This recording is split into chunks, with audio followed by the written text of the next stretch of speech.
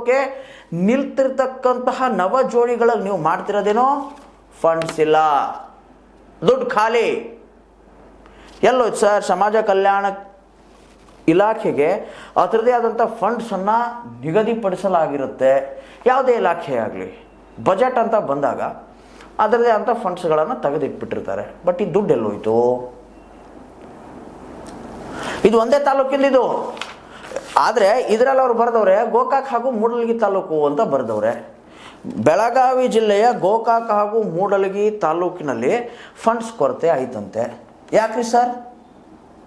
ರಾಜ್ಯ ಸರ್ಕಾರವನ್ನು ನಡೆಸ್ತೀನಿ, ರಾಜ್ಯ ಸರ್ಕಾರವನ್ನು ಇದನ್ನು ಮಾಡಿದ ಏನಂತೀರ ನೀವು, ಹೈಟೆಕ್ ಲೆವೆಲ್ಗೆ ಹೋಗ್ತೀನಿ ಅಂತ ಹೇಳ್ಕೊಂಡು ಹೋಗ್ತಿರ್ತೀರಲ್ಲ, ಎಲ್ಲಿದ್ದೀರಾ? ತೇಜಸ್ವಿ ಸೂರ್ಯ ಅವರು ಬಾಯಿಗೆ ಬಂದಾಗ ಏನೇನೋ ಮಾತಾಡ್ತಾ ಇರ್ತಾರೆ. ಕಾಂಗ್ರೆಸ್ ಹಂಗೈತೆ, ಕಾಂಗ್ರೆಸ್ ಹಿಂಗೈತೆ. ಇಂಥ ಸಮಸ್ಯೆಗಳನ್ನು ಎತ್ಕೊಳ್ಳಿ ಸರ್, ಇಂಥ ಸಮಸ್ಯೆಗಳನ್ನು ಎತ್ಕೊಳ್ಳಿ, ನಿಮ್ಮದು ಹೆಸರಾಗುತ್ತೆ.